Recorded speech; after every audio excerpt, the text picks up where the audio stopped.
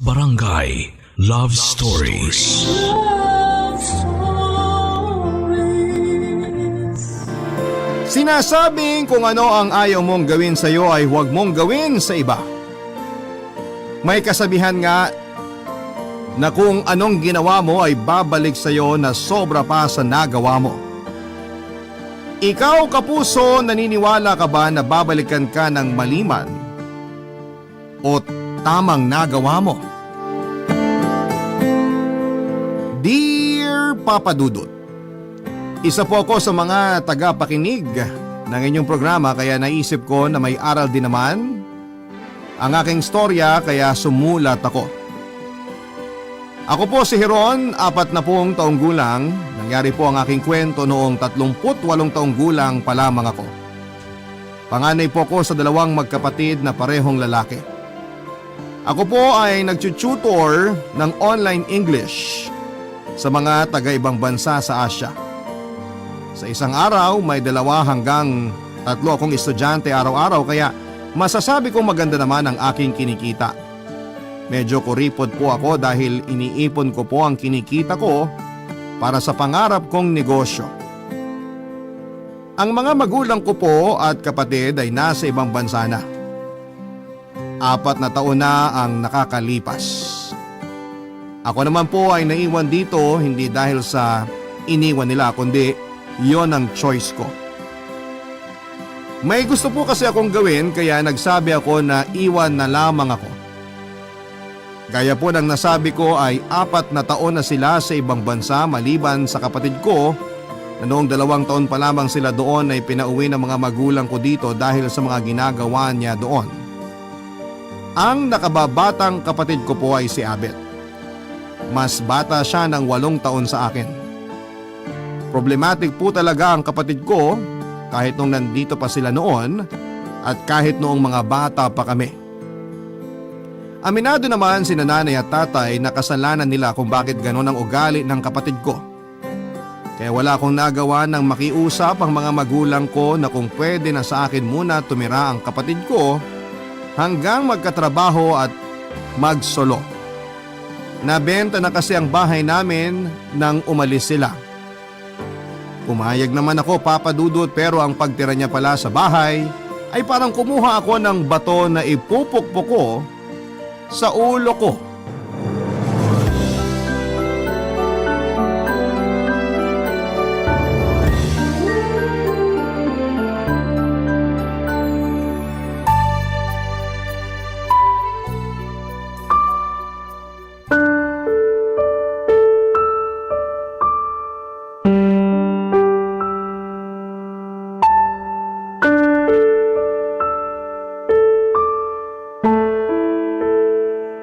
So, I will see you on Tuesday.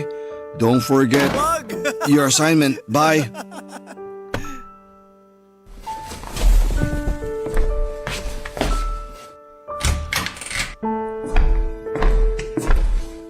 Abet?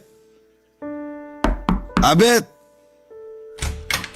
Ano ba? Storbo naman eh. Ako pa ang storbo? May turo ako, tapos mag-iingay kayo? Sino na naman ba ang kasama mo? Sila Arnie. Sinong la Arnie na naman yan? Wag mo nang itanong, hindi na importante. Ano bang akala mo dito sa bahay ko? Motel? Napakayabang naman nung sabihin mo na bahay mo. Oo, bahay mo naman to. Hindi ko naman inaangkin ah. Hindi mo nga inaangkin, pero parang ikaw ang may-ari. Ano, gagawin mo lang lahat ng gusto mo? Bakit? May mga batas na ba ngayon dito? Gusto mo ba gumawa pa ako ng batas para lang respetuhin mo tong bahay? Ano na naman bang ginawa ko? Ayoko nang ulitin. Daig ko pa ang sirang plaka. Mas daig mo pang asawang bungangere. Hoy, respetuhin mo ako ha.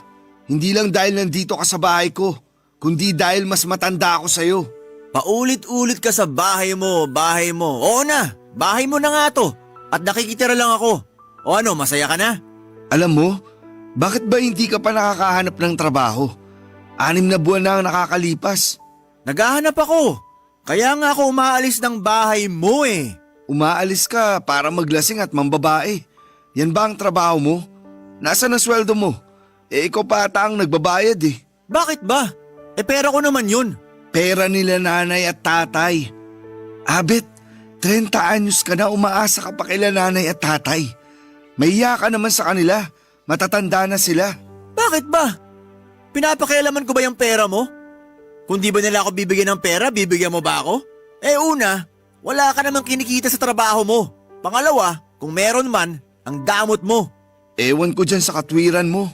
Parang kami pa ang may utang na loob sa'yo eh. Wow, sumbatan na pala to. Hindi kita sinusumbatan. Ano yung ginagawa mo? Pinapaalala ko lang sa'yo na may 6 na buwan ka na lang para makahanap ng trabaho, makaipon at makalipat. Ano? Pinapaalis mo na ako? May 6 na buwan ka pa. Bakit bang damot mo? Sasabihin ko yan kila nanay at tatay. Wag na. Sasabihin ko yan. Wag na nga. Kasi sinabi ko na.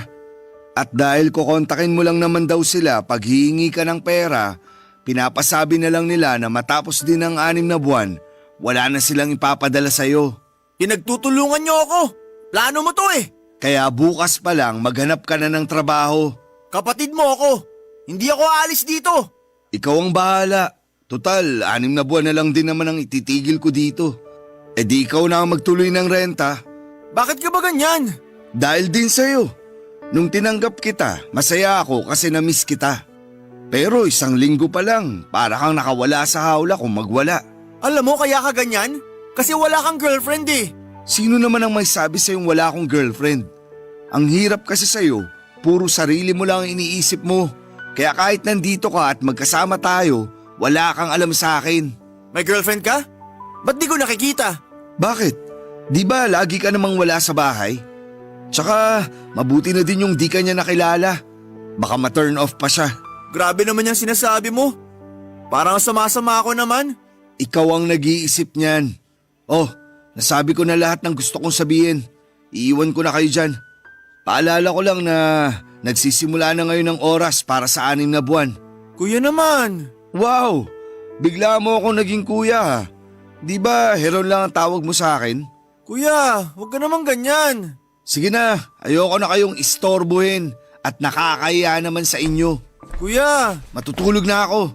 Kuya! Papadudot ayokong gawin sa kapatid ko yon, pero kung ang mga magulang nga namin ay napuno na, ako pa kaya ang kapatid niya? Na ngayon ay araw-araw na nakakakita sa mga ginagawa niya sa ngayon. Natatakot ako para sa kapatid ko, Papadudot. Nakakatakot yon dahil sa kawalang pakialam niya sa nararamdaman namin ay nanlamig na kami.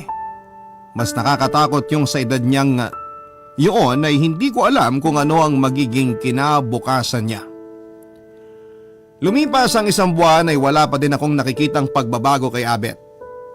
Hindi ko alam kung saan na napunta ang hiya ng kapatid ko. Pero seryoso ang sinabi ko sa kanya, 6 na buwan ay matagal ng panahon para makatayo siya sa sarili niya at mabuhay ng solo na siya ang gumagastos sa lahat. Nang hindi umaasa sa akin at lalo na sa mga magulang namin. Pero ang sinabi ko sa kanya na may girlfriend ako ay totoo naman. Dahil nga sa wala siyang pakialam sa akin ay hindi din niya alam na nagpaplano na akong magpakasal. Yun ay 6 na buwan nga mula noon. Napagkasunduan namin na lumipat sa isang mas malaking bahay. Ang babaeng pakakasalan ko ay si Tessa. Mas matanda ako ng 13 taon, 25 lang noon si Tessa. Isa siyang ramp at print ad model. Maganda siya at nakilala ko siya dahil sa isang estudyante ko na nakabase na rito sa Pilipinas. Ipinakilala siya sa akin nang minsang may session kami. Habang nagtuturo ako noon ay pumayag akong nasa likod niya si Tessa para manood at makinig. Hindi ko alam ang nararamdaman ko noon, Papadudot. Kinakabahan ako pero nagpasikat naman ako sa pagtuturo ko. Kaya ayon, nahulog din sa akin si Tessa. Mula sa ilang pagkikita namin ng personal ay niligawan ko siya hanggang sa sinagot niya ako. May edad na din naman ako kaya hindi na din ako nagsayang pa ng panahon. Kaya niyaya ko na siyang magpakasal, Papadudot, na pumayag naman siya. Kaya naging abala kami sa pagpaplano ng mga panahong yon, Papadudot.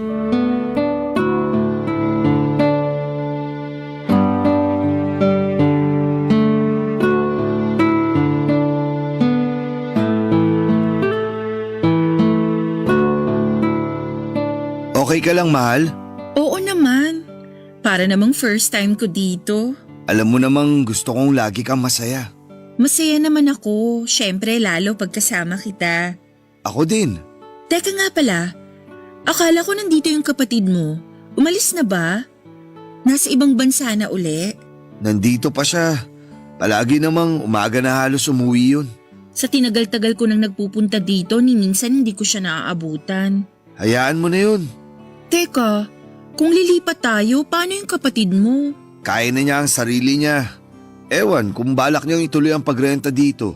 Naku, kawawa naman. Matanda na siya. Huwag kang maawa sa kanya. Ito naman makamatanda. Ikaw nga parang teenager lang ang tingin ko sa'yo eh. Totoo ba yan? Oo naman. Mahal mo talaga ako, no? Oo naman.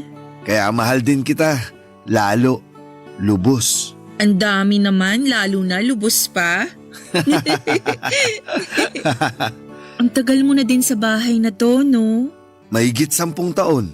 Mamimiss mo ba tong bahay na to? Kung mag-isa akong aalis dito, siguro mamimiss ko to. Kasi ang tagal ko din dito eh.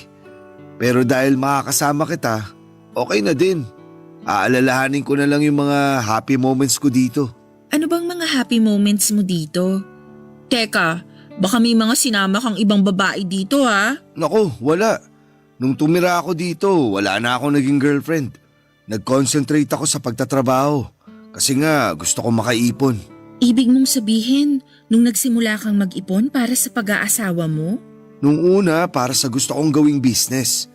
Pero dahil nakilala kita, yung ipon ko para sa future na lang natin. Mag-iipon na lang uli ako para sa business na plano ko. Ayan, naudlot ko pa ata ang business mo. Hindi makakapaghintay naman yun. Kasi syempre, kailangan ko din talaga ituloy yun para sa magiging pamilya natin. Kaya kita mahal eh. Mas lalo na ako. Ayaw mo ba talaga na doon na lang sa bahay ko sa compound namin tayo tumira? Akin naman ang bahay na yun eh. Akong nagpatayo nun. Hindi naman sa pride, pero ako ang lalaki kaya dapat ako ang magbahay sa inyo. Ang sa akin naman, para maituloy mo yung negosyo na gusto mo. Makakapaghintay yun. Ang mahalaga, ikaw. Mwah. Kaya kita mahal na mahal eh. Ay, sorry. Maling bahay ata. Tessa, siya ang kapatid ko, si Abet. Ayun, nagkita din tayo. Matagal mo na ba akong hinahanap? Nakakatawa naman tong kapatid mo. Oh, wala ka bang kasama? Wala. Sino naman isasama ko? Girlfriend mo? Wala akong girlfriend. Naghahanap nga ako eh. Lasing ka ba? Ibang lasing sa nakainom. Lasing ka na naman? Mahal, hayaan mo na. Binata siya eh. Pag hindi na ako binata, hindi na ako… Alam mo lang yun. Ano yun? Wag mo intindihin yan. Ganyan talaga yan. Nagsasalita mag-isa. Matulog ka na nga. Kakarating ko lang, matutulog na? Oo nga. Dito ka muna, magkwentuhan tayo. Oo naman. Ano bang gusto mong kwento? Itong kuya mo, kumusta siya nung bata? Naku, napakasuplado niyan. Bata pa, parang aburidong matanda na yan. Ano pa? Tessa, tara na. Ihatid na kita. Bakit naman? Madami pa akong kukwento sa kanya. Oo nga. Gusto kong malaman ang kabataan mo. Ikikwento ko na lang sa'yo. Wala. Siyempre, pag galing sa kanya, may dagdag bawas na. Oo nga. Maaga pa tayo bukas sa magtatahi ng trahe de boda mo. Teka lang, trahe de boda? Magpapakasal ka na? Oo. Kanino naman? Ikaw talaga. Heron, gusto ko tong kapatid mo. Nakakatawa siya. Ako din. Ha? Anong ako din? Papadudot nagfe-flirt ang kapatid ko sa mapapangasawa ko at harap-harapan pa. Pero hindi ko na lamang pinansin. Kasi wala na akong magagawa sa ugali ng kapatid ko, ang mahalaga ay nagmamahalan kami ni Tessa. Matapos ang gabing yon ay nag-asikaso uli kami ng mga kailangan para sa kasal. Habang nag-iikot kami ay walang bukang bibig si Tessa kundi si Abet na kesyo nakakatuwa daw. Hindi niya kasi alam ang tunay na ugali ni Abet. Ayoko namang ikwento kasi ayokong manira sa kapatid ko. Well, actually hindi naman paninira yon, Papa Dudut, kasi totoo naman yon. Pero ayoko pa din. Saka na siguro pag nakasal na kami. Pero nakakarindi din yung paulit-ulit na nagtatanong siya kung ano ba si Abet noong kabataan namin. Dahil kung ano-ano ang ikinikwento ng kapatid ko tungkol sa akin ng gabing yon. Ay ako naman ang pinagkwento niya tungkol sa kapatid ko. Aasarin niya daw pag nagkita sila. Hindi ko alam ang gagawin ko noon, Papa Dudut, sa mga oras na natutuwa ang mapapangasawa ko sa kapatid ko. Barangay Love Stories. Barangay Love Stories. Nabaling ko sa iba ang gagawin namin para ma-distract ang pangungulit niya tungkol kay Abet. Effective naman, Papa Dudut, kasi hindi ko nasagot lahat ng tanong niya tungkol sa kapatid ko. Hanggang sa wakas ay nagkaroon na din kaming dalawa ng alone time nang hindi nababanggit si Abet. Alam mo naman din, mag-asikaso ng kasal, Papa Dudut, no? Kailangan mag-canvas ka. Kaya nakakapagod, pero nawawala ang pagod ko kapag nakikita kong masaya si Tessa. Buong maghapon kami sa labas, tinapos namin ang lahat ng kailangan. Kasi sabi ko ay may aasikasuhin lamang ako sa probinsya at hindi ako pwede ng 3 araw. Papa Dudut, pupunta ako sa probinsya na malapit lang sa Maynila. May nabili kasi akong lupa doon at sisimulan ko na ang pagpapatayo ng bahay. Yun ang malaking sorpresa ko para kay Tessa. Kaya mabuti naman ay nagawa namin lahat ng araw na mga kailangang ayusin para sa kasal. Sa gayon ay may oras akong asikasuhin naman ang pagpapatayo ng bahay. Ang hindi ko alam ay sa loob pala ng mga araw na abala ako ay abala din ang kapatid ko. 2 araw pa lamang ay lumuwas uli ako ng Maynila, Papa Dudut.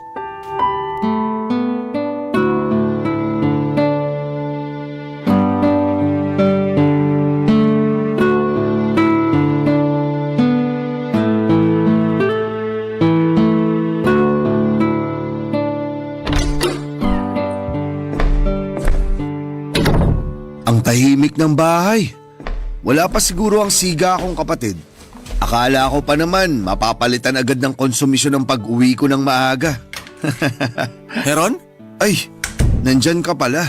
Ba't ka nandito? Natural, bahay ko pa din naman to, no? Akala ko bukas pa ang balik mo. Oh, kailan ka pa naging concern sa pag-alis at pag-uwi ko? Sana nagsabi ka. Bakit? Pag nagsabi ba ako, maghahanda ka? Ipapasalubong mo ba ako sa banda musiko? Bakit ganyan ang itsura mo? Wala. Sino na naman ba yung kasama mo sa kwarto? Wala. Wala? Nako, kilala kita, Abet. May babae na naman dyan, no? Wala. Ano ba yung sagot mo? Puro wala. Basta, yung sinabi ko 5 buwan na lang. May nakita ka na bang trabaho? Wala. Ayan, dun sa tanong na yun, expected ko naman talaga yung sagot mo na wala. Naghahanap ako. Wala lang ako makita. Saan ka naghahanap? Sa mga bar? Bartender ba ang ina-applyan mo? O waiter? Masyado naman atang mataas kung mangangarap kang manager. Yabang mo naman. Sinasabi ko lang ang totoo. Aalis ka ba uli? Hindi na. Bakit ba parang nakakatakot yung kinikilos mo? Kanina ka pa concerned sa schedule ko Nagtatanong lang. Ano ang meron? Wala nga. Ewan sa'yo. Magpapahinga na muna ako. Bakit diyan ka sa sofa mahihiga? Bakit? Noon pa naman pwedeng humiga sa sofa. Alam mo, teka nga, ano bang problema? Doon ka na kasi matulog sa kwarto mo. Alam mo, wala naman akong pakialam kung ano man ang gawin nyo ng kasama mo. Hindi sa nasanay na ako, pero napagod na ako kaya wala na akong pakialam sa mga plano mo. Sino bang kausap mo? Tessa? Heron? Ba't ka nandito? Ito ba ang tinatago mo? Wala eh. Ayan na, nakita mo na. Paano ko ba itatago? Mayabang ka pa? Ano nang klaseng tao ka? Anong klaseng kapatid ka pati mapapangasawa ko? Oh, bakit sa akin ang sisi? Ako lang ba gumawa nito? Nasusuka ako sa sinasabi mo. Wala ka man lang pagsisisi. Bakit naman ako magsisisi? Mahal ko naman si Tess eh. Tessa, bakit mo nagawa sa akin to? Sorry, pero Pero ano? Akala mo ako si Abet? hindi. Kasi ang laki ng pagkakaiba nyo. Yung mga hinahanap ko sa lalaki, nasa kanya lahat. Hindi mo pala nahanap sa akin ang mga hinahanap mo. Bakit mo ako sinagot? Bakit ka pumayag nang yayain kitang magpakasal? Naaawa kasi ako sa'yo. Ano? Naaawa ka? Anong nakakatawa? Hayaan mo na siya. Hoy! Anong tinatawa mo? Kasi mas naaawa ako sa'yo. Anong ibig mong sabihin? Huwag mo na nga intindihin yan. Pinapalakas niya lang ang loob niya kasi nga talunan siya. Talunan? So para sa'yo, premyo pala si Tessa sa isang contest na talunan ako? Ano? Huwag mong pakinggan yan. Desperado lang yan. Alam nyo, hindi na ako nakaramdam ng sakit at sama ng loob. Natatawa na lang ako kasi sakto kayo. Bagay na bagay kayo sa isa't isa. Napakabastos mo magsalita. Mabuti na lang, hindi ko na itutuloy ang kasal. Ha? Sumuntik mo na palang balakin na ituloy pa ang kasal matapos siyang nakita ko? Bastos! Huwag mo na kasing patulan. Mabuti ng bastos kesa baboy. Hayop ka! Huwag mo nang patulan yan. Halika na. Umalis na tayo. Mabuti pa nga. Masyado nang maraming kasalanang umakyat sa bahay na to. Kainin mo tong bahay mong bulok! Magpapakasal na kami ni Abet! Good luck! Papadudot na mamanhid ako ng araw na yon sa sobrang sakit at wala na akong maramdaman. Pagkaalis nila ay lumuha na lamang akong sandali at bumalik sa realidad na hindi ko deserve ang mga ganong klase ng tao sa buhay ko. Si Tessa na pinagbuhusan ko ng buong buo kong pagmamahal at lalo na ang kapatid ko. Kapatid ko pa, Papadudot. Ewan bakit wala ng sakit. Medyo natakot ako pero parang okay naman ako makalipas ang ilang araw. Hindi ko na sinabi sa mga magulang ko ang nangyari, Papadudot. May edad na sila, baka mag-worry pa ang mga yon at kung ano pa ang mangyari. Ganun pa man, Papadudot, ay pinagpatuloy ko pa rin ang buhay at pinagawa ko na rin ang bahay, Papadudot. Sabi ko mas mabuti siguro na nasa probinsya ako para mas maging okay ang lahat. Ginawa kong busy ang sarili ko at bukod sa pagtuturo online ay balik-balik ako sa pinapagawang bahay. Lalo akong natutuwa sa bawat pagbalik ko dahil paganda ng paganda ang bahay na yon. Sakto lang ang bahay pero malaki ang bakuran. Gusto ko kasing magtanim ng mga gulay at prutas sa paligid. Wala naman akong pakialam kina Abet at Tessa pero nabalitaan ko na doon sa bahay ni Tessa sila tumira at si Abet ay palamunin ni Tessa at ng mga magulang niya. Okay na ako. Okay na ako. Okay na okay, lalo na nang may makilala ako.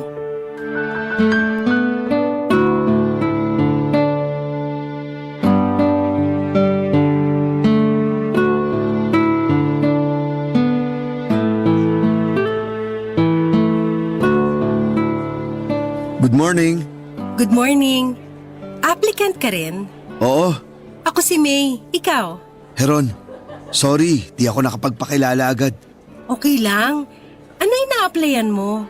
Translator ng foreign language. Ay, ang galing naman. Anong mga languages ang forte mo?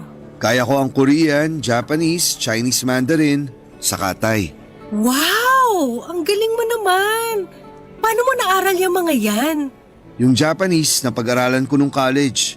Yung Korean, Mandarin at Thai, pinag-aralan ko na lang. Kasi nag-tutor ako, so para mas maraming makuhang estudyante, inaral ko yung mga ibang language. Nakakabilib ka naman. Hindi naman. Madali lang din naman basta nasa puso mo. Para ka lang nag-aaral ng science. Kailangang seryosohin para maintindihan. Nakaka-impress naman. Sana ma-impress din ang mga interviewer. For sure may impress sila. Ikaw, anong ina-applyan mo? Actually, hindi ko alam. Sabi nila i-interviewin daw ako, tsaka sila mag-iisip kung saan ako i-assign. Mas magaling ka pala sa akin eh. Biruin mo, dun pa lang sila magde-decide kung anong posisyon ka ilalagay. Sigurado yung pinakamataas ang makukuha mong posisyon.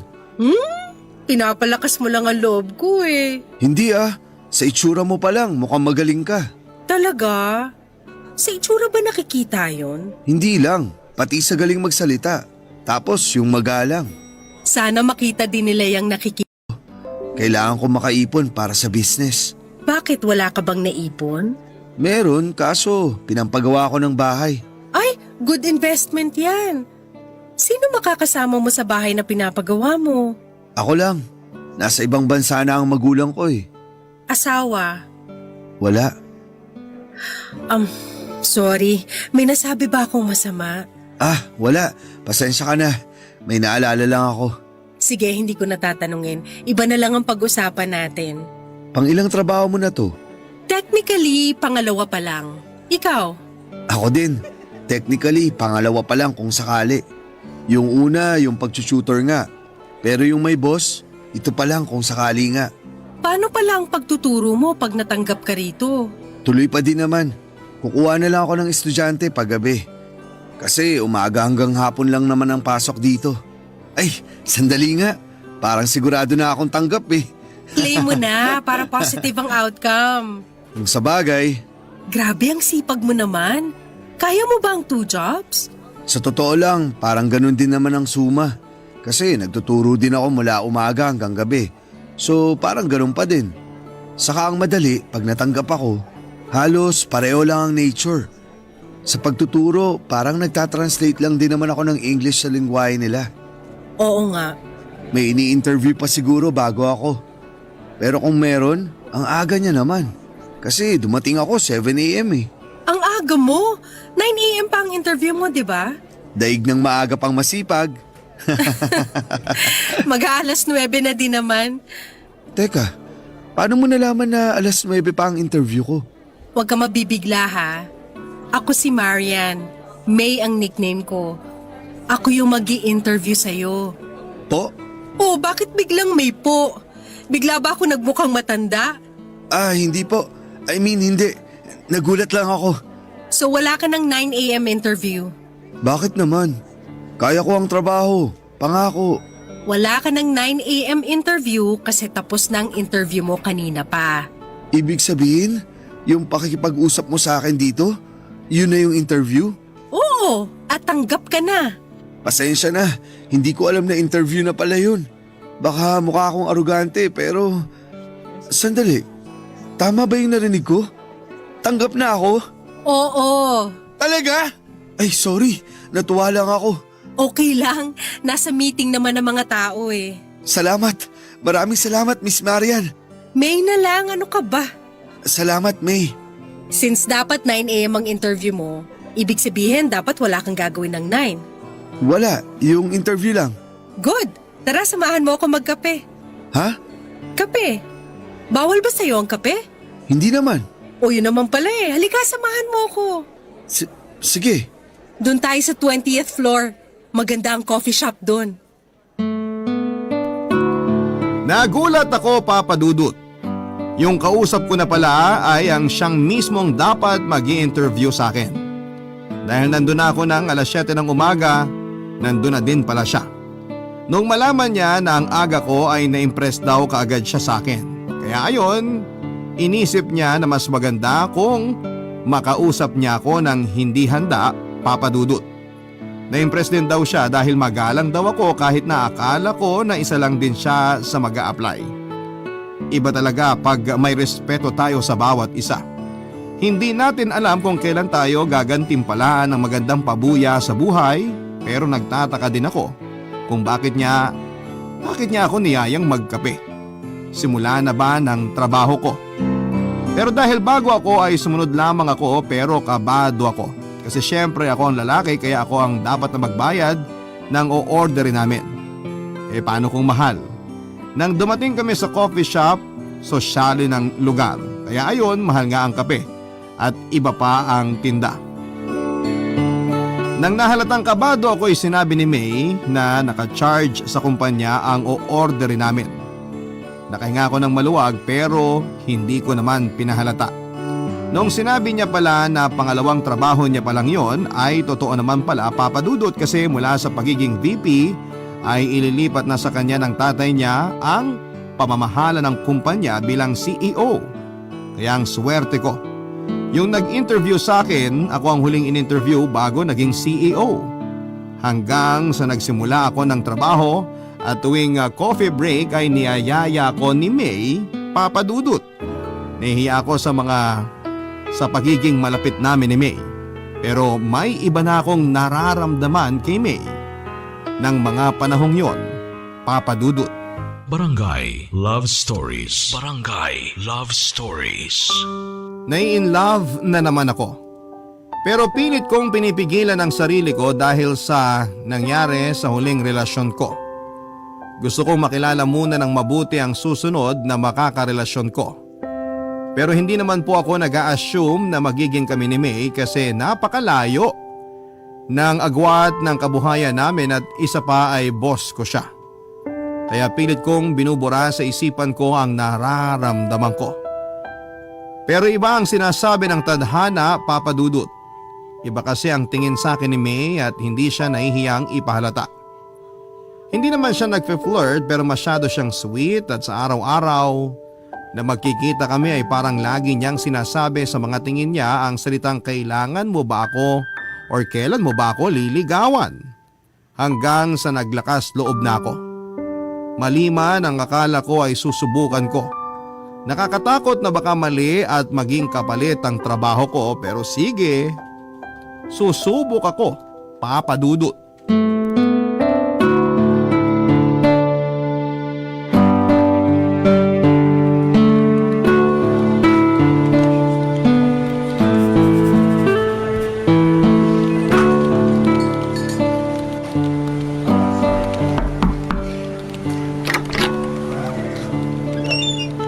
Oh, Heron!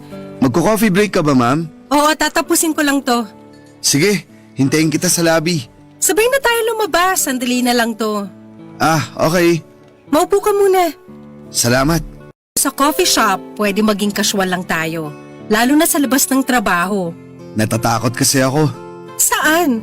na baka makalimot ako na boss kita at maging kaswal ako. Tapos yun pala, nasa trabaho tayo. Ang hirap, no? Para sa akin, oo. Pero para sa'yo, okay lang kasi boss ka. Alam mo, halika na. After you.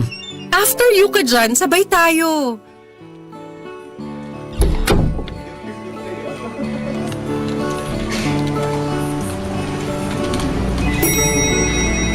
Eto, talagang after you na. Pwede naman sabay pumasok.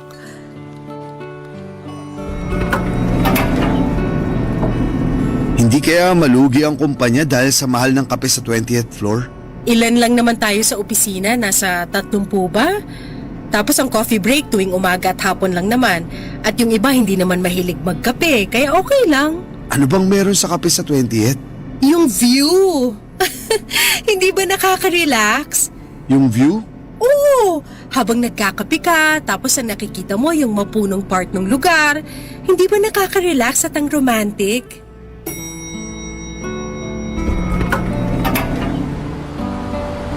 O, tignan mo. Ngayon lang. The usual please, doon na lang sa table namin. Thank you. Lika na. Bakit pag ikaw ang order, usual lang ang sinasabi mo? Pag ako, iisa-isain ko uli. Puro ka naman kalokohan. Upo na nga tayo. Ngayong nakaupo na tayo, may gusto sana akong tanungin. Oh, bigla ka naman nagseryoso. Oo eh, seryoso ang itatanong ko. At kung ano man ang sasabihin ko, seryoso ako. Buti wala pa yung kape. Kasi kinakabahan naman ako sa mga sinasabi mo. Sige, ano ba yan? Maglalakas na ako ng loob ha. Pero kung ano man ang masabi ko, sana wag mong ikagalit. Bakit naman ako magagalit? Masama ba yung sasabihin mo? Depende kung paano mo tatanggapin. Ano yun? Para matapos na tong kaba ko. May, pwede ba kitang ligawan? Ay, nako! Sorry. Huwag ka sanang magalit. Hindi naman ako nagagalit. Sabi, Okay lang sa'yo? ang tagal ko nang hinihintay yan. So pwede ako manligaw sa'yo? Kung papayagan ba kita, seryoso ka ba sa akin? Oo naman. Was hindi ako papayag na ligawan mo. Bakit? Kasi kung seryoso ka naman pala, bakit ka pa manliligaw? Eh di tayo na. Sige, talaga? Oo. Sa tagal ba naman natin ang magkakwentuhan, siguro naman, more or less kilala na natin ang isa't isa. Pwede bang masabi ko muna ang magic word? Alin, yung I love you? Bakit mo sinabi? Ang bagal mo eh! So ide-declare na natin ang araw na to bilang anniversary natin. Ginugulat mo naman ako. Parang ako yung nabigla sa pagtatapat ko eh. Basta huwag ka magbabago ha. Hindi. Hindi. I love you. I love you more. Napakasaya ko ng araw na yon, Papa Dudut. Yung takot ko na baka isipin ni May na iba ang habol ko sa kanya ay nawala ng lahat. Yung takot ko naman na baka kung ano ang isipin ng mga magulang niya sa relasyon namin, na baka isipin nila na niligawan ko siya para sa pera o sa posisyon niya, ay nilinaw din naman sa akin ni May. Hindi daw nakikialam ang mga magulang niya sa love life niya, at kung sa bagay, matalinong tao si May. Kaya alam niya kung niloloko siya o hindi. Pero ako, Papa Dudut, ay sobrang saya ko kasi kung anong hambalos ng buhay man ang nangyari sa akin dahil sa kapatid ko at kay Tessa, eto namang tungkol sa amin ni May ay ang paghilom sa sakit na naiwan noon. Makalipas nga ang isang taon ay mas tumibay pa ang aming pag-iibigan. Siyempre, boss ko pa din siya at empleyado niya ako, pero hanggang opisina lamang yon. Kaya naisipan na naming magpakasal. Pinilit kong labanan ng trauma na ibinigay sa akin nung huling magplano akong magpakasal hanggang sa maayos namin ang lahat. Pero isang araw, nang mag-grocery kami, may hindi inaasahang tao ang aming nakasalubong, Papa Dudut.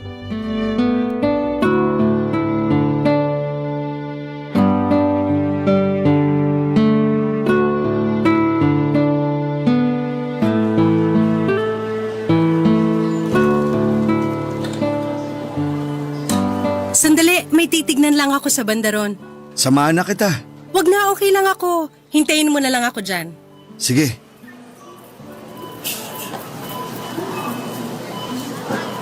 Uy! Namimili! Abet? Ako nga! Huwag mong sabihin na nakalimutan mo na itsura ko. Binura ko na nga sa isip ko. Ewan, bakit bigla ako naalala? Wow! Yabang naman magsalita. Heron? Oh, Tessa, kayo pa pala? Natural! At masaya kami. Ikaw? Sobra.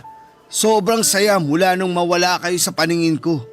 Kaya lang, nagbalik na naman ngayon ang inis ko nang makita ko kayo. The feeling is mutual. Halika na, Abet. Mamaya niya. Ngayon ko lang uli nakita tong kapatid ko.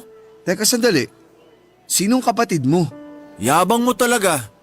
Ibibigay ko na sa'yo yung yabang. Total, ang buhay mo puno na ng lungkot. Mag-isa, tapos ang trabaho pa online.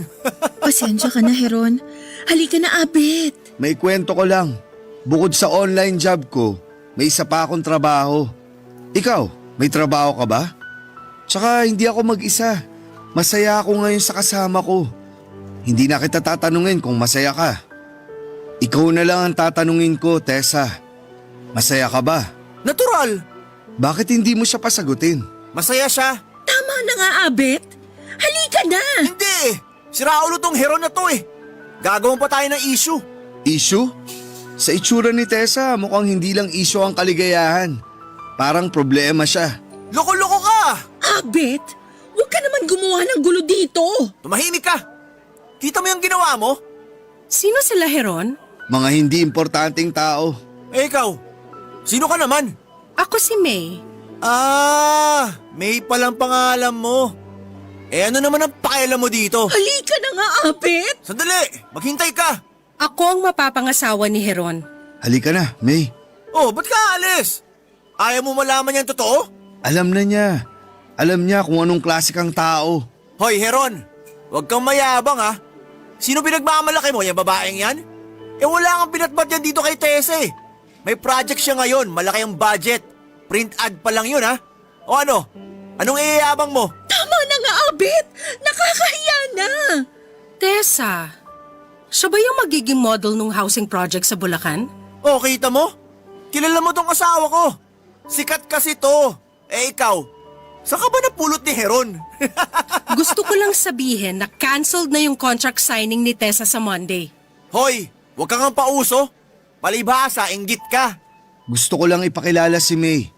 Siya ang CEO nung kumpanya na may hawak sa housing project na dapat imomodel ni Tessa. Siya yung inggiterang sinasabi mo. Ha? Hayop ka kasi. Mula nang sumama ako sa'yo, puro malas na ang natanggap ko. Hindi ka pa nagtatrabaho, umaasa ka sa sweldo ko at bigay ng magulang ko. Kung makaasta ka sa bahay, akala mo may pambayad ka para alipinin ako sa sarili kong bahay? Tapos ngayon yung project na ang tagal kong hinihintay, sinira mo pa! Sukang-suka na ako sa'yo! Huwag ka nang uuwi sa bahay ko! Tessa, sandali! Tandaan nyo to! Ang kakapal na mukha nyo! Tessa! Karma is real. True!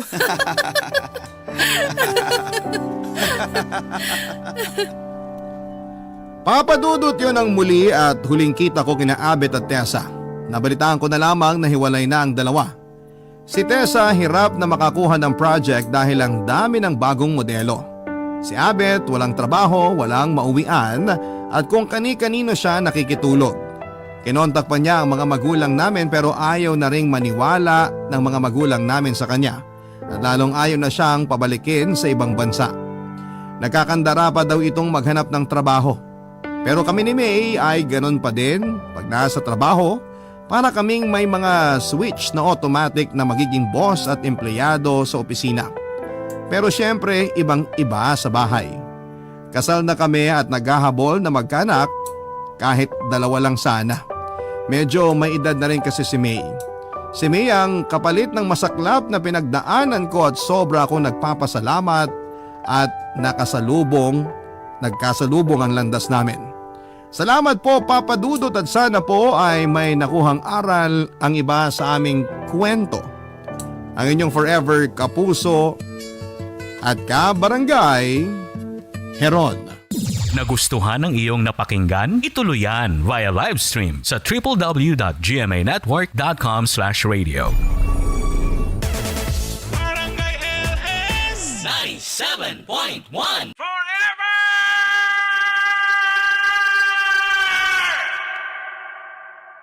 Ang mga kwento ng pag-ibig, kwento ng buhay at kwento ng pag-asa dito sa Barangay Love Stories. Love Stories.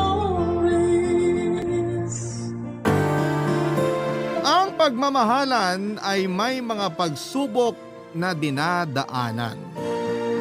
Hindi kadalasan pero nangyayari ang magkaroon ng karibal.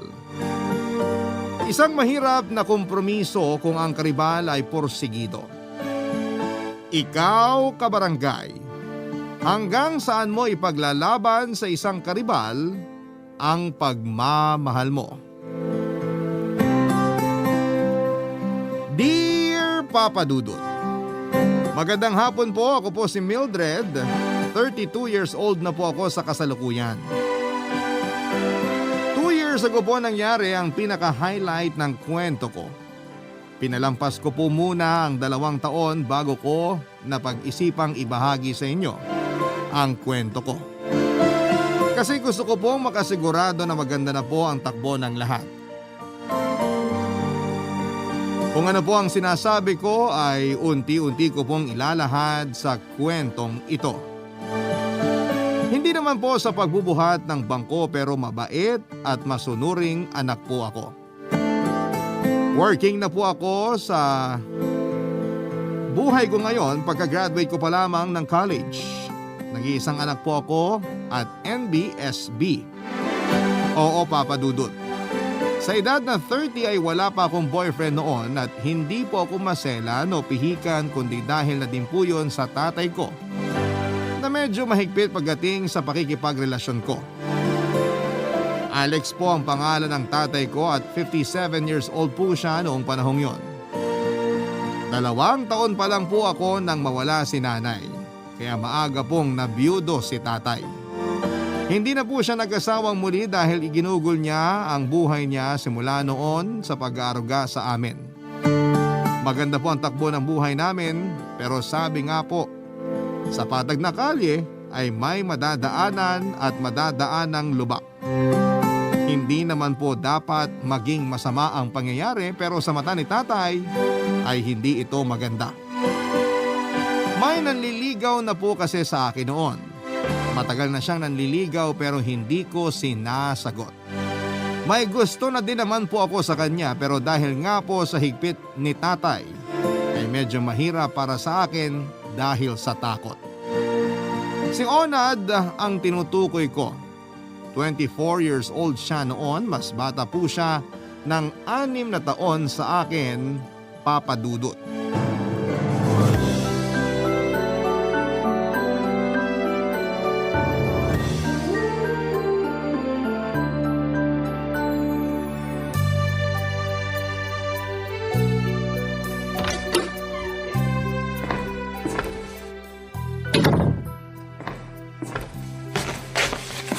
Tay! Anak, nandiyan ka na pala. Mano po? Kaawaan ka ng Diyos. Kanina pa kayo? Kadarating ko lang. Bakit late na kayo? May dinaanan pa kasi ako. Saan po? Sa may... O bakit parang di nyo alam? Basta. Tay, pumunta na naman kayo sa opisina, no? Hindi ah. Tay, masamang magsinungaling. Bakit ba? Napadaan lang ako sa malapit doon. Tay, Oo na nga. Tinignan ko lang naman kung pauwi ka na. yun ba ang tiningnan nyo? Oo. Tay? Ano ba naman anak? Ang dami mong tanong. Ano ba to? Interogasyon? Kayo nga lagi akong pinupuntahan sa opisina ng di ko alam eh. Ano yun? Investigasyon? Sinecheck lang kita. Tay, nasa opisina lang ako. Ano pa bang pwedeng mangyari sa akin? Saka ang dami ko namang kasama doon. Yun na nga. Baka may nangungulit sa'yo doon. Yung boss ko po. Nililigawan ka ng boss mo? Tay, babae ang boss ko. Ano? Babae ang nanliligaw sa'yo? Tay, hindi siya nanliligaw. Kinukulit niya po ako para matapos agad yung trabaho. Ah, trabaho pala. Pero mali naman yung kulitin ka. Pagsabihan niyo nga po. Ha? Pwede ba yun? Kayo tay, desisyon niyo yan. Naguguluhan ako anak. Binibiro ko lang kayo. Ikaw talaga. Kasi naman tay, imbis na ipinapahinga niyo yung oras pagtapos ng trabaho niyo, pupunta pa kayo sa opisina para mag-check.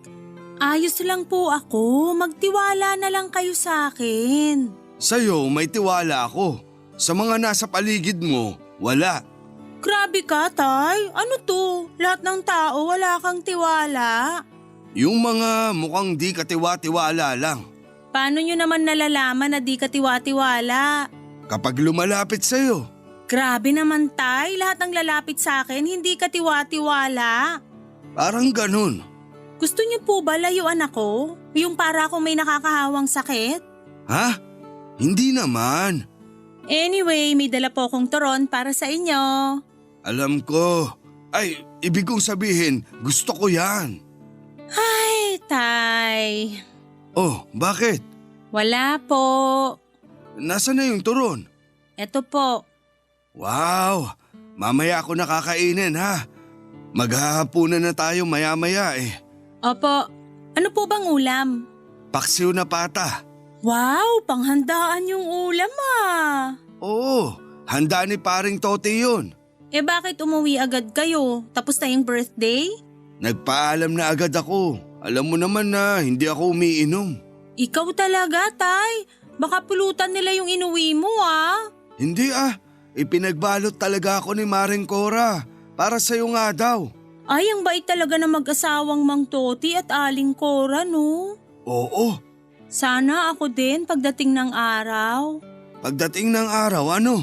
Wala, tay. Ibig kong sabihin, pagdating ng araw, makapagluto din ng paksiw na pata.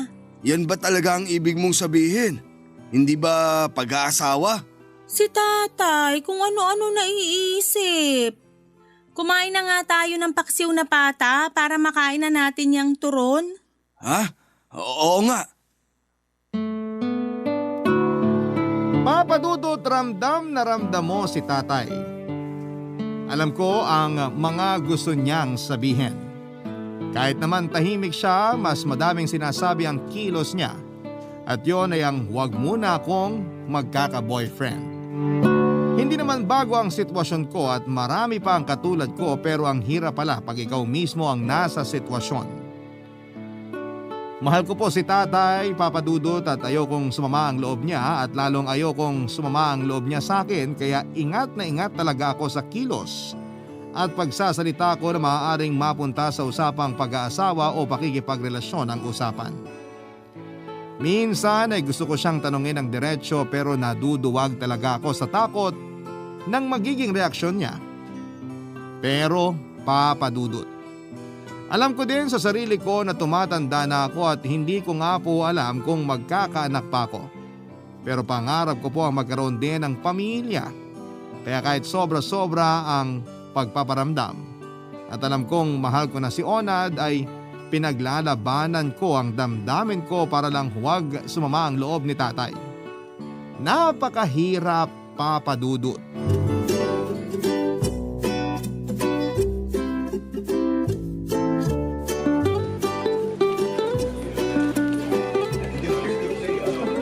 Mildred, Oh, Onad. Bakit? bulaklak ko. Lagay ko na sa table mo ah. Huy, ano ka ba? Nasa trabaho pa tayo. O ano naman, inabot ko lang naman yung bulaklak. Sige, salamat. Tara, Ha? Saan? mag-lunch tayo. Lunch? Anong oras na ba? 12:00 na. Nako, ano ba yan? Nawala na naman ako sa sarili ko. Nakalimutan ko na naman yung oras. Kaya nga nandito ako eh. Anong ibig mong sabihin? Nandito ako para i-remind ka sa mga kailangan mong maalala. Ikaw talaga? Tara na, kain na tayo. May bagong bukas na restaurant sa tapat. Naku, wag sa labas. Tatawid lang naman tayo, hindi tayo magagahol sa oras. Hindi yun. Bakit tayo mo sa labas? Basta. Sige, sa kantin na nga lang tayo. Naku, wag din doon. Delikado. Ha? Bakit delikado? Ibig kong sabihin, may baon kasi ko, kaya dito na lang ako kakain. Ah, ganun ba? Mabuti pa dito ka na din kumain. Pero wala akong baon eh. Hintayin mo ako, bibili lang ako. Wag na, madami akong binaon kaya hati na lang tayo dito. Talaga? Oo nga, halika na. Naku, salamat ah. Ano ba, madami naman to, hindi ko mauubos. Luto mo? Luto ni tatay. Patingin nga. Aba, mukhang masarap ah. Oo, masarap magluto si tatay. Sana makilala ko na tatay mo, no? Bakit naman? Para malaman niya kung gaano ako kasincere sa'yo. Tumigil ka nga, baka may makarinig sa'yo. Ano naman? Totoo naman yung sinasabi ko. Minsan di ko alam kung seryoso ka nga o nagbibiro. Palabiro ako pero sincero. Tsaka seryoso ako sa'yo. Hoy, ano bang sinasabi mo? Wala pa tayong relasyon, no? Kailan mo ba kasi ako sasagutin? Ay, Onad. O bakit? Seryoso ako. Sige, diretsahang tanong. Kahit ano sasagutin ko. Sana ako rin sagutin mo. Pwedeng wala na munang pagpapakyut? Sorry. Ano ba yung tanong? Bakit ako? Ano? Bakit ako ang nililigawan mo? Mas matanda ako sa'yo ng ilang taon. 6 na taon, pwede mo na akong panganay na ate o kaya tita. O pwede rin girlfriend. Hay nako, ano ngang sagot? Ang may sasagot ko lang sa tanong mo, mahal kita. Ang pag-ibig walang pinipiling edad. Pero ang dami dyan, bakit ako? Bakit hindi ikaw? Ay, binabalik mo lang yung tanong eh. O sige. Ang sagot ko kung bakit ikaw, kasi ikaw at ikaw lang. Sumeryoso ka nga. Kung sakit ang pagiging seryoso, malala na sakit ko. Seryoso ako. Seryosong seryoso. Ay, nako. O napabuntong hininga ka pa. Anong sagot? Mahal mo rin ba ako o ayaw mo talaga sa akin? Onad. Mildred, naghihintay ako. Hindi ko sigurado kung paano ko matatanggap yung sagot mo sakaling hindi ko magustuhan, pero maghihintay ako. Onad, Hayaan mo munang mag-isip ako. Oo naman, syempre bibigyan kita ng oras mag-isip. Hindi kita mamadaliin. Kahit ang tagal ko nang nanliligaw sa'yo, maghihintay pa rin ako. Salamat. Nako, kumain na nga tayo.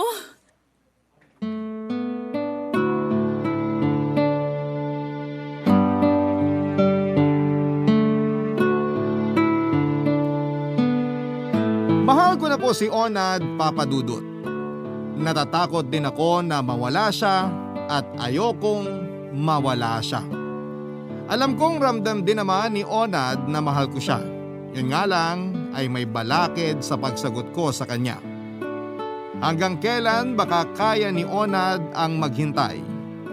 Sana nga ay mahintay niya hanggang sa maging handa na ako.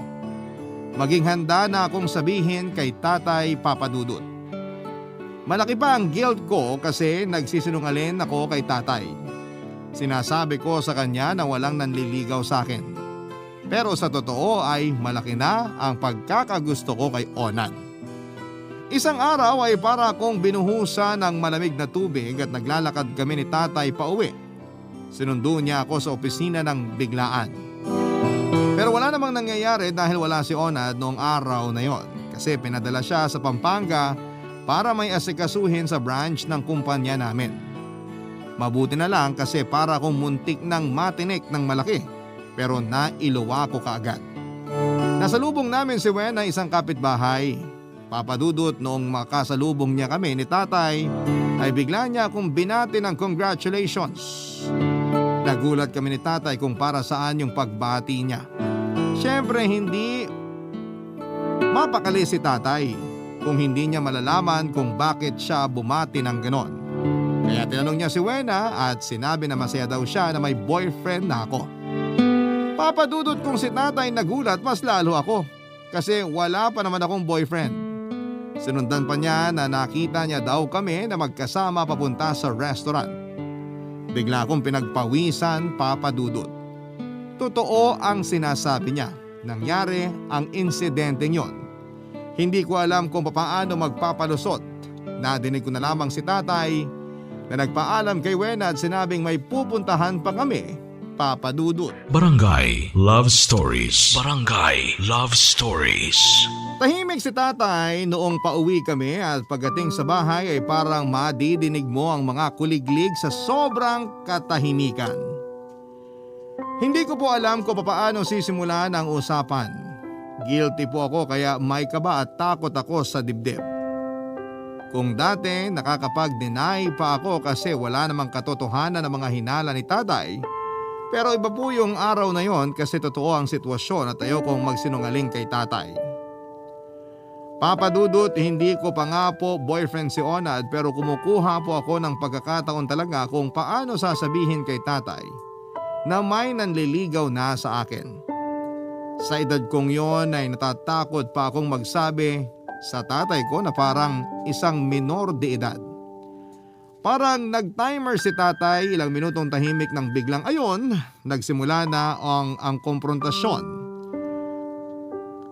Yung tayo niya nga pala ay maraming ibig sabihin yon.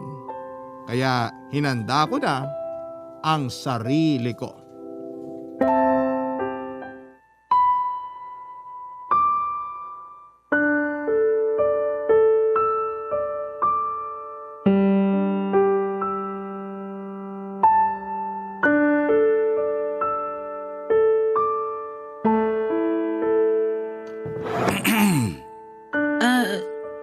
Tay? Bakit? Po? Bakit mo ako tinatawag? Wala po. Wala. Opo. Opo, pero wala. Ibig ko pong sabihin, wala po akong sasabihin. Wala kang sasabihin. Wala po. Sigurado ka? Po? Na-promote po ako. Mabuti. Hindi po ba kayo masaya? May dapat bang ipagsaya? Yung promotion ko po. Saka na natin i-celebrate yan. Unahin muna natin yung dapat unahin. Kakain na po tayo? Maaga pa. Maghahain na po ako. Maaga pa nga. Para mamaya po nakahain na. Maupo ka nga. Opo, Anong opo? Upo. okay po. O ngayon, may sasabihin ka ba? Ako po? Dalawa lang naman tayo dito. Opo. Anong opo? Sagutin mo ang tanong. Sorry tay, medyo nahihilo ako. Ano po bang tanong? Sige, kung hindi mo masagot ang tanong na kung may sasabihin ka ba sa akin, papalitan ko ang tanong. Ano yung sinabi ni Wena? Ewan ko nga po dun. Nagsisinungaling ka ba sa akin? Hindi po, hindi ko po gagawin yon. Nagsasabi ka ng totoo. Tay, kasi... Makikinig ako. Sabihin mo lang ang totoo. Tay, wala pa po talaga akong boyfriend. Totoo po yan. Hindi po ako nagsisinungaling. Naniniwala ako sa'yo. Salamat naman. Pero tay, Ano? tay, may... Ano ba yan? Bibitinin mo ba lahat ng sasabihin mo? Tay, may naliligaw po sa akin. Ano? Ayan na nga pong kinakatakot ko kaya ayaw kong sabihin sa inyo eh. Ayoko pong magalit kayo. Sana po hindi ko na lang sinabi. Hindi naman ako galit. Nabigla lang ako. Salamat tay at naiintindihan nyo. Wala akong sinabing naintindihan ko. Ang sabi ko, hindi ako galit. Salamat pa din po at hindi kayo galit. Ay, kailan pa nanliligaw yung sinasabi mo? 5 years na tay. 5 taon? 5 taon? Ngayon ko lang nalaman? Hindi ko po sinasabi sa inyo kasi nanliligaw pa lang naman siya at hindi ko pa naman siya sinasagot. Ah, ibig mong sabihin, sasagutin mo muna siya bago mo sabihin sa akin. Hindi po. Ang ibig ko pong sabihin, ayoko po kasing mag-isip kayo kaya hindi ko na sinasabi. 5 taon?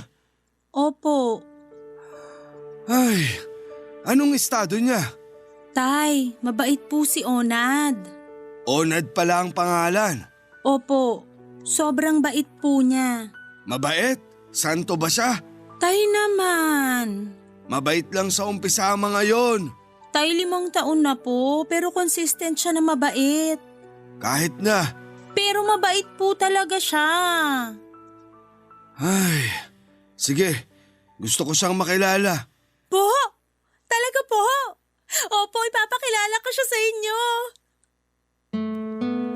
Mapadudod parang nabunot ang 5 taon ng malaking tinig sa lalamunan ko. Parang bumuka ulit yung 2 bato na umiipit sa akin. Sobrang saya ko noon. Una dahil sa nagkalakas loob ako na masabi kay tatay at pangalawa ay gusto siyang makilala ni tatay. Hindi niya kinontra ang sinabi ko. Hindi siya nagalit. Pero kilala ko si tatay, alam kong kinikimkim niya lang ang galit pero kilala ko din siya na hindi niya naman babastusin o sasaktan si Onad. Kaya mas kampante ako na magiging maayos ang lahat. Hindi ako makatulog dahil gustong gusto ko nang masabi kay Onad ang lahat. Ayokong i-message o kahit tawagan siya sa telepono. Gusto kong masabi ko sa kanya ng personal at harapan yon. Kaya ang saya ng umaga ko at si tatay ay hindi nagsasalita. Nakatingin lang sa akin at pinagmamasdan ang bawat kilos ko.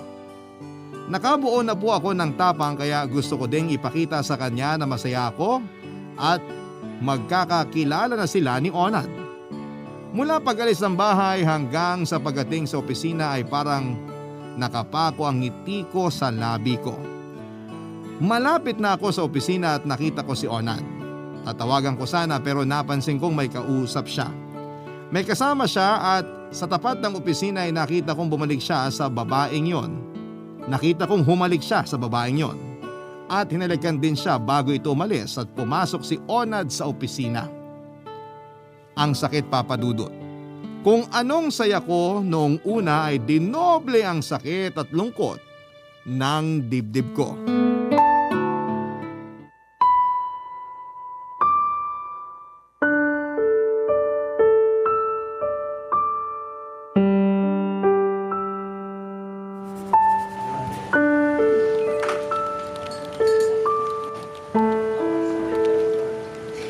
Morning, mahal. Tumigil ka nga. Sorry, wala naman nakarinig eh. Nadinig ko. Para sa'yo naman talaga yun. Pwes hindi maganda pakinggan. Wow, mali nang gising yung babe ko ah. Anong babe? Ano ako, baboy? Grabe ka naman. Mas grabe ka. Sandali, parang hindi na joke yan ah. May nagjo-joke ba dito? Teka, naguguluhan ako. Naguguluhan ka? Hindi ba mas nanggugulo ka? Nanggugulo? Sinong ginugulo ko? Buhay ko. Ano? Pwede ba? Marami pa akong trabaho. Biyernes ngayon. Hindi ba tapos na natin kahapon yung mga kailangan tapusin? O dapat easy na lang tayo ngayon? Easy? E di mag-easy ka. Ako may hiya. O bakit naman napasok yung hiya? Kasi sinusweldohan ka, tapos mag-i-easy ka. Normal naman dito yun ah. Yung tatapusin lahat ng trabaho ng mas maaga para may oras na puro pahinga na. Pwes hindi ako yon. Kahit pagod ako sa'yo, kailangan kong kumilos. Sandali lang ha. Una, hindi ko alam kung bakit galit ka. Tapos, hindi ko maintindihan kung anong kinagagalit mo. Tsaka, saan ba nanggagaling yung galit na yan? Isa lang sagot niyan. Ikaw. Ako? Bakit ako? Alam mo, iwan mo na ako. Padating na yung ibang mga kaopisina natin. O ano naman ngayon kung parating na sila? Gusto mo bang madinig nila pinag-uusapan natin? Hindi ko nga alam kung anong pinag-uusapan natin eh. Kasi nga, wala kang pakialam. Ano ba yan, Mildred? Kung ano-ano na nagiging topic natin. Anong kung ano-ano? Ikaw lang involved dito. Diretsuhin mo na kasi ako. Hindi ko alam kung bakit ka nagkakaganyan eh. Mabuti habang maaga nakita ko na yung ugali mo. Oh, ano meron sa ugali ko? Sinungaling. Anong sinungaling? Hindi ko matandaan kung kailan ako nagsinungaling sa'yo. Kagagawa mo lang, hindi mo na matandaan? Please naman, Mildred. Ano bang ginawa ko? Hindi mo ba maalala o ayaw mong aminin? Hindi ko nga alam kung anong pabubulaanan ko tsaka kung anong aaminin ko eh. Kasi hindi ko naman alam kung ano sinasabi mo. Onad, isipin mo kung anong ginawa mo bago ka pumasok ng opisina. Ginawa? O ano, hindi ka makasagot? Iniisip ko pa kung anong sinasabi mong ginawa ko kanina. Naku naman, binigay ko na ng buo, ayaw pa din aminin. Papunta dito, nag-taxi lang naman ako. Yun lang yung ginawa ko. Sinong kasama mo sa taxi? Yung driver. Pilosopo ka ah. Totoo naman eh. May kasama kang babae. Sa taxi? Wala akong kasamang babae. Nakita ko magkasabay kayong lumakad papunta dyan sa harap. Magkasabay lumakad sa harap? Ah, oo. Pero hindi kami magkasabay sa taxi. Nagkita lang kami dyan sa tapat. O, edi inamin mo na nakikipagkita ka. Hindi ako nakikipagkita. Nagkita kami kanina. Iba ka, parang proud ka pa. Nakakahiya naman sa'yo. Hinalikan mo pa siya sa pisngi kanina. Bastos ka, magtatawa ka pa. Alam mo, mamaya ako sasagutin yung tanong mo pag uwi natin. Para mas klaro.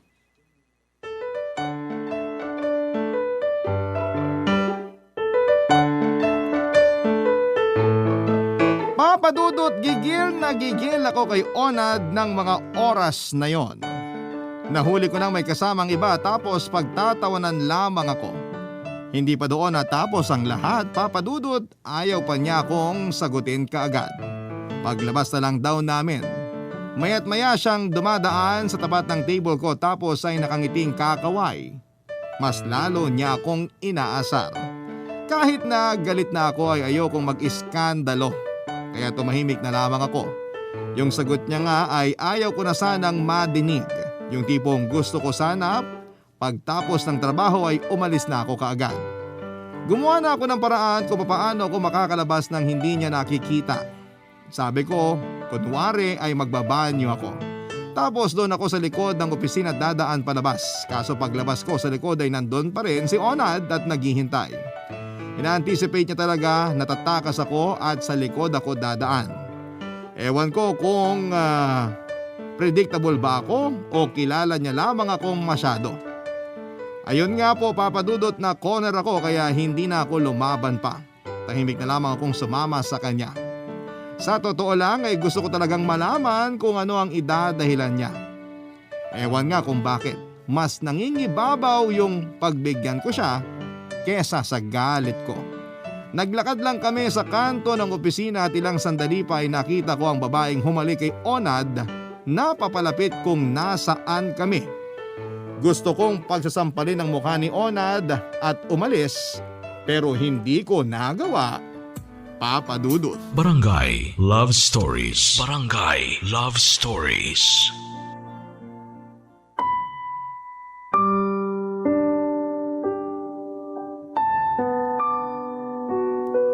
Papa Dudut, gusto kong humakbang paalis. Pero yung paa ko ay parang ipinako doon sa kalye at hindi ko maigalaw. Pagtapat sa amin ng babae ay nakangiti pa ito at gigil na gigil tuloy ako dahil inaasar pa ako ni Onad. Mas tumaas ang gigil ko nang humalik na naman sa pisngi ng babae si Onad. Sa kanya ipinakilala sa akin ang babaeng yon. Tinawag niya itong Ate Ann. Napatahimik ako nang madinig ko ang tawag niya. Nakatatandaan niya pala itong kapatid na nasa probinsya. Lumuwas lamang sa Maynila dahil may inaasikaso at para maibigay ni Onad ang mga ipapadala niya sa mga magulang nila. Napahiya ako, Papa Dudut. Gusto kong magpakain sa lupa noong mismong oras na yon. Si Ate Ann pala ang panganay na kapatid niya at siya ang nagpaaral kay Onad nang akuin ito. Sa mga magulang ang responsibilidad sa pagpapaaral sa kanya hanggang sa makatapos nga ito. Napakabait ni Ate Ann, niyaya pa niya kaming kumain sa labas para daw makapagkwentuhan. Sumama naman agad ako, Papa Dudut, pero kung si Onad lang ang magyayaya at dalawa lamang kami ay malamang na hindi ako sumama. Pero iba yung kasama ang kapatid niya at makakakwentuhan ko pa. Madami itong kwento at karamihan doon ay tungkol sa pagiging mabait ni Onad. Dahil sa mga kwentong yon ay mas lalong napamahal ako kay Onad. Kaya tinanggal ko na ang pag-aalinlangan ko at plinano ko na ang pagpunta ni Onad sa bahay, Papa Dudut. Mas gusto ko nang magkakilala agad sila ni Tatay.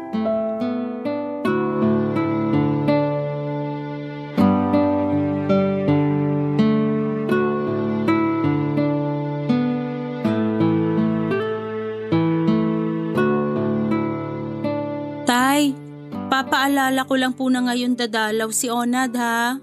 Bakit siya dadalaw? Multo ba siya? Tay, patawa. Sa kwarto lang po ako. Tawagin niyo na lang ako pag nandyan na siya. Tay! Oo na!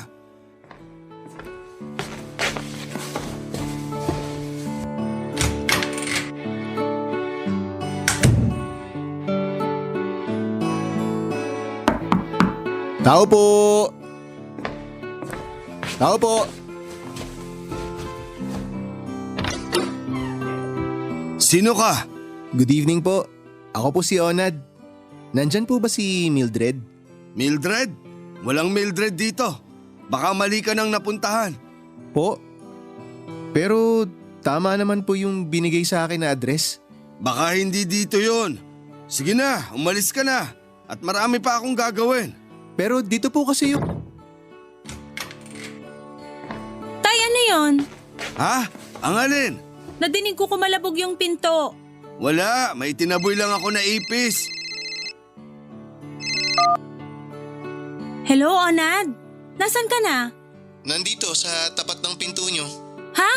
Sandali. Bakit hindi ka kumatok? Kumatok ako. Sabi sa akin, hindi ka raw dito nakatira. Sino may sabi? Ah, si Mildred ba ang hinahanap mo? Ang dinig ko kasi sabi mo, Alice. Po? Ang layo naman po ng alis sa Mildred. Ay, tuloy ka, Onad. Salamat. Tatay ko si Tatay Alex. Tay, siya si Onad. Siya ba? Opo, nagpakilala na po ako sa inyo kanina. Oh, nagpakilala na pala siya, Tay eh. Hindi ko kasi nadinig. Maingay kanina. Oo nga Mildred, baka masyado lang maingay sa labas kanina. Upo ka. Sandali kukuha ko ng maiinom. Magiinuman kayo?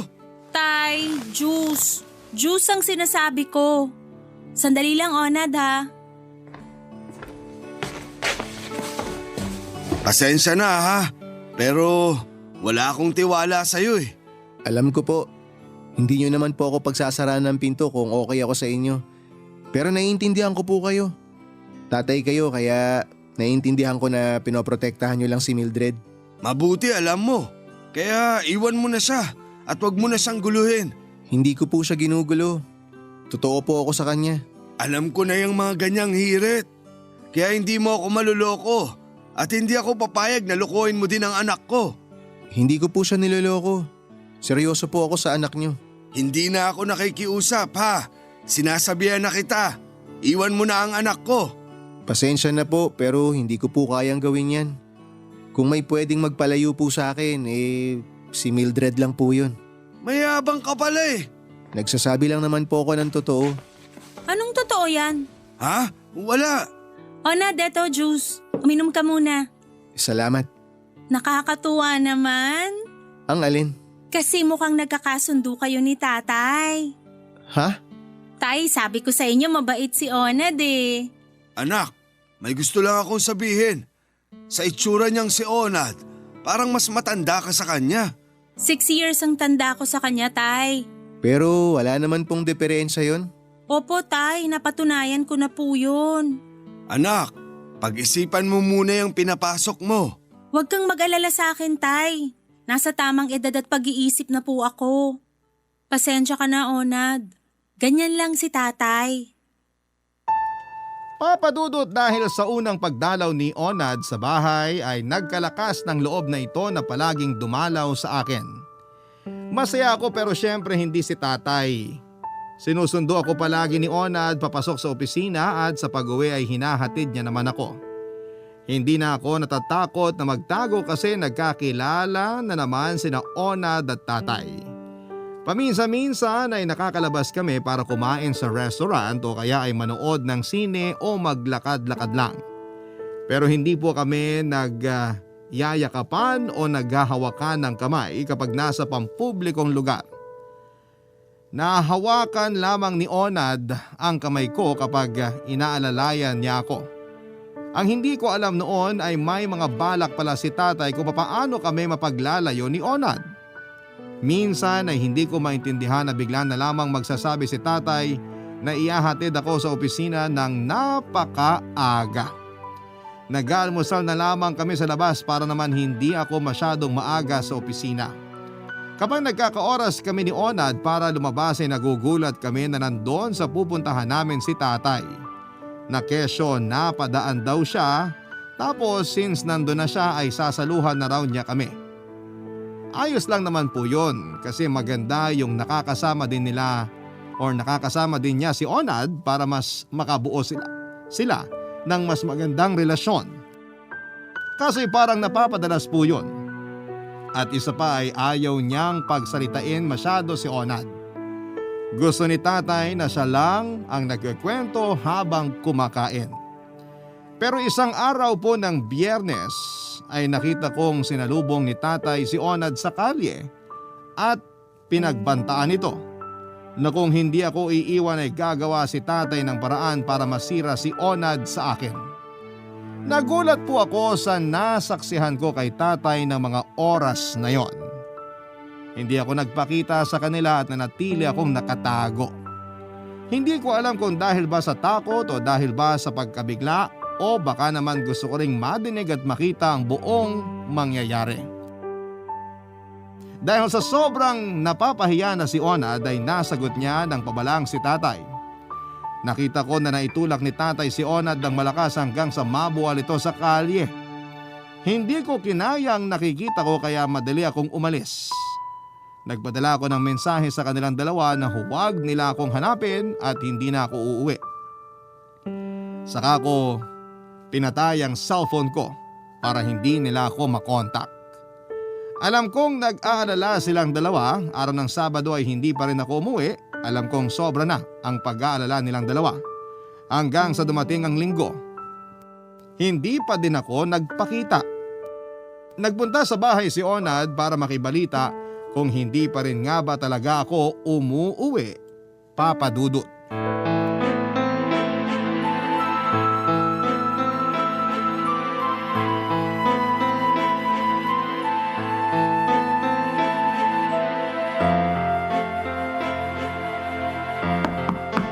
Anak! Anak! Bakit ka nandito? Si Mildred po. Itatanong mo pa? Hindi ba ikaw ang dahilan kaya siya umalis? Ako po? Nasubukan niyo na po bang itanong yan sa sarili niyo? Hoy, huwag kang mayabang. Nasa pamamahay kita. Wala po ako sa loob ng bahay niyo. Nandito lang po ako sa tapat. Tsaka hindi po ako mayabang. Nangangatwiran lang po ako. Dahil sa'yo, lumayas ang anak ko. 3 araw na. Pag may nangyari sa kanya, hindi kita mapapatawad. Kapag may nangyari sa kanya, hindi ko mapapatawad ang sarili ko. At pati kayo. Hindi ko kayo mapapatawad. Maayos kami bago ka dumating. Ilang taon na po kami magkakilala ni Mildred. Maayos naman po siya mula noon. Kasi nga, ginulo mo kami. Hindi po sa akin ang galing ang gulo. Ano bang pinagmamalaki mo? Wala po. Pero ang may pagmamalaki ko lang ay yung pagmamahalan namin ni Mildred. Lolokohin mo lang ang anak ko. Paano niyo ho nalaman? Kakakilala niyo lang sa akin, nahusgahan niyo na ako agad. Dahil yun ka. Alam niyo, hindi naman makakabalik si Mildred kung mag-aaway tayo eh. Baka naman po pwedeng magkasundo na tayo kahit ngayon lang. Para lang mahanap natin siya. Huwag na po kayong umiyak. Baka makasama pa yan sa inyo. Isipin na lang po natin kung saan pwedeng magpunta si Mildred at kung sino yung pwede niyang puntahan. Wala akong ibang maisip eh. Sa mga kamag-anak niyo po kaya, Tinanong ko na ang mga kamag-anak ko at kamag-anak ng nanay niya. Wala daw sa kanila. may kakilala po ba kayong kaibigan ni Mildred? Sa opisina po kasi wala siya masyadong kaibigan eh. Yung ilang nakakakilala sa kanya, tinanong ko na sila. Wala daw po silang alam. Wala na akong ibang maisip eh. Saan po kaya pupunta yun? Hanggang ngayon po kasi nakapatay pa rin po yung cellphone niya eh. Oo nga eh. Hindi ko din siya matawagan. Nag-aalala na ako. Huminahon po kayo. Mas kailangan natin mag-isip para mahanap natin si Mildred. Patawarin mo ako Po? sa mga nasabi at nagawa ko sa iyo. Patawarin mo ako. Naging madamot ako. Hindi ko na naisip ang kaligayahan ng anak ko. Sabi ko nga po sa inyo, naiintindihan ko kayo. Salamat. Kaya lakasan niyo po yung loob niyo. Mahanap din po natin siya. Anak ko, nasan ka na ba? Pinapangako ko na hindi na ako hahadlang sa pagmamahalan niyo ni Onad. Bumalik ka lang. Dito po ba sa lugar niyo wala siyang kaibigan? Dito sa amin, wala naman. Yan lang kapitbahay namin na si Lena, nakababata niya. Ito pong kapitbahay niyo yung katabi niyong pinto? Ang lapit lang po pala. Pero natanong niyo na po ba si Lena kung nandyan sa kanila si Mildred? Hindi pa. Sa sobrang layo ng pag-iisip ko, nawala sa isip ko na tanungin si Lena. Mabuti pa po, tanungin na natin siya. Tara, ayan lang sila sa kabila. Hindi na po kailangan. Anak! Mildred! Anak! Huwag ka nang magalit sa akin. Hindi po ako galit. Gusto ko lang pong ma-realize niyo yung mga nangyayari. Naiintindihan ko na. Ayos na kami ni Onad. Alam ko po. Teka, alam mo? Oo. Mula nung Biyernes, tiyan na ako nagtatago kila Lena. Sinabi ko sa kanya na dun muna ako. Kaya nakikita ko at halos nadidinig ko lahat ng mga nangyayari dito. Mula nung Biyernes, nandiyan ka lang kila Lena. Opo, Tay. Pasensya na at ginawa ko yun. Gusto ko lang namang makapag-isip at mabigyan din kayo ng oras para mag-isip. Oo anak, nagising na ako. Patawarin mo ako sa sobrang paghihigpit. Mabait na tao si Onad, kaya lalo akong hindi nakukontra sa inyo. Salamat po, Mang Alex. Pwede mo din naman akong tawaging tatay. Po? Oh, huwag kang magulat. Basta, ang hiling ko lang sa'yo ay mahalin at alagaan mo ang anak ko. Opo, maraming salamat po. Hoy, ano ba yung usapan nyo? Nanliligaw pa lang si Onad, Tay. Wala pa kaming relasyon. Sagutin mo na kasi si Onad.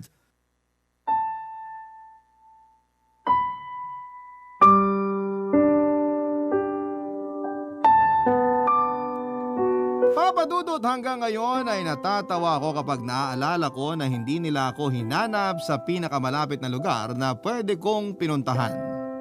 Sa totoo lang ay naisip ko yung kasabihan na mas hindi iisipin ng tao ang pinakamalapit kundi ang malalayo.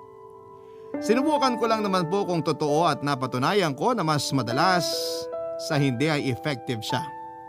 Halos magkatabi yung mga pinto ng bahay namin ni Lena. Kaya nung akmang pupuntahan ako ni tatay ay bigla ko nalang binuksan yung screen door ni Lena. Sa ngayon, Papa Dudut, ay magkasundo na po si tatay at si Onad. As in, sobrang magkasundo sila. Dahil na din sa nakita ni tatay kung gaano katotoong tao si Onad at lalong nakita niya kung gaano katotoo ang pagmamahal nito sa akin. 2 taon na po ang nakakalipas noong mangyari ang mga ikinuwento ko. Noong 1 taon ay nagpakasal na kami ni Onad at sa awa ng Diyos ay nakahabol pa na mabiyayaan ng anak. Isang batang lalaki na pinangalanan kong Onyx. Ang On ay galing sa pangalan ni Onad at ang X naman ay galing sa pangalan ni tatay na Alex. 1 taon na po siya ngayong taon na ito at kitang-kita ko kina tatay at Onad na mahal nila si Onyx. Sa pagmamahal nila na yon ay kitang-kita ko rin kung gaano nagsisimula ang pagiging mahigpit nila kay Onyx. Pinagsabihan ko kaagad ang dalawa na una ay lalaki ang anak ko. Baka maging matandang binata kapag hinigpitan nila. Nagpapalusot pa ang dalawa pero alam kong napahiya sila at na-realize nila ang mga sinabi ko. Maraming salamat po sa pagbibigay daan sa aking kwento, Papa Dudut. Pagpalain po ang Barangay LS 97.1 at naway patuloy na mamayagpag ang Barangay Love Stories. Ang inyong forever kapuso at kabarangay, Mildred. Nagustuhan ng iyong napakinggan? Ituloy yan via live stream sa www.gmanetwork.com/radio.